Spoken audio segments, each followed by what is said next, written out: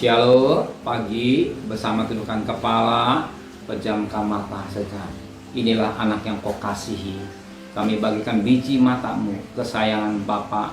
Kalau kami melihat bangsa Israel berada di Goshen, itulah demi itulah ada, tapi dia terpelihara. Demikian juga hari ini kami dipelihara oleh Engkau, dan sebagai tanda syukur kepada Engkau, kami adakan mesbah keluarga, mesbah pribadi. Kami naikkan pujian penyembahan, dan kami rindu untuk dengarkan renungan firman-Mu, sekalipun singkat, tapi firman ini menjadi berkat buat kami, dan urapan tetap berlaku buat hamba-Mu, buat diri kami, dan kami juga menaikkan doa syafaat kepada Tuhan. Haleluya, amin.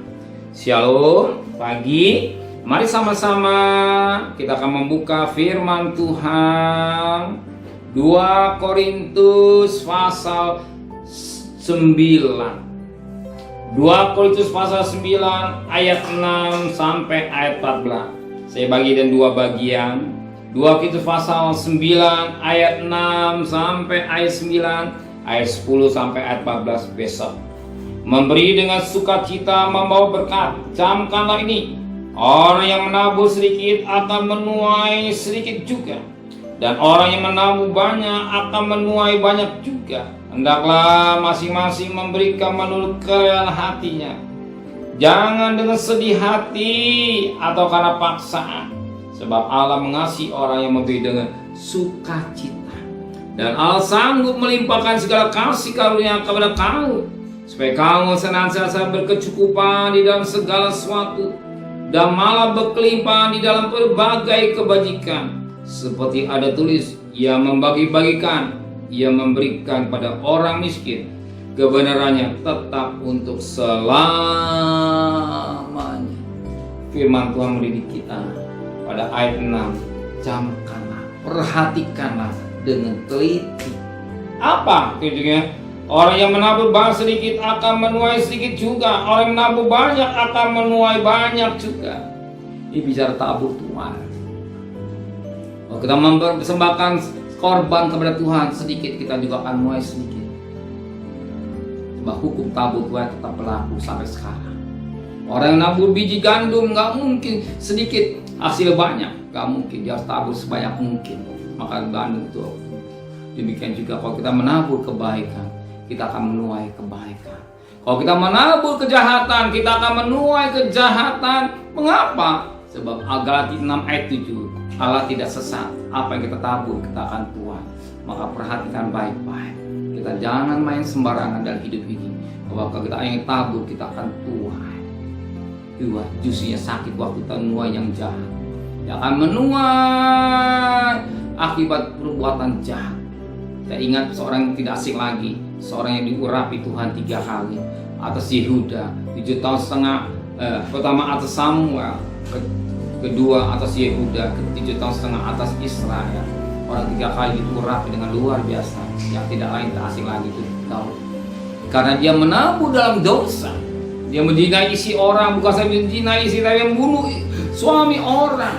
Dan akibatnya dia tuai akibat daripada perbuatan dosa. Betapa penting kita menjaga kesucian hidup dengan baik. Jangan main-main dosa. Satu ketika kita nangis karena perbuatan dosa. Kalau kita mau menabur yang baik, kita akan menuai baik.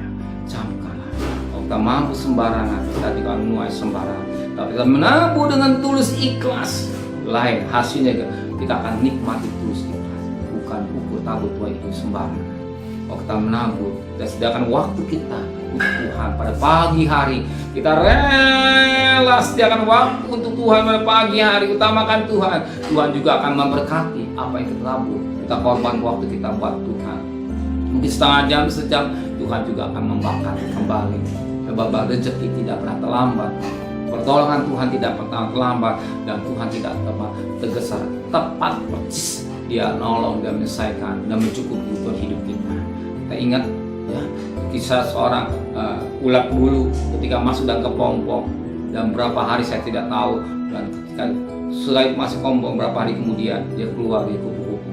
Tapi apa yang terjadi ketika orang gak sabar ya, ambil pisau, ternyata bukan kupu-kupu tapi ulat itu yang mati. Demikian juga kita diajar oleh Tuhan untuk sabar, menunggu waktu Tuhan. Apa yang Tuhan berikan adalah baik. Amin.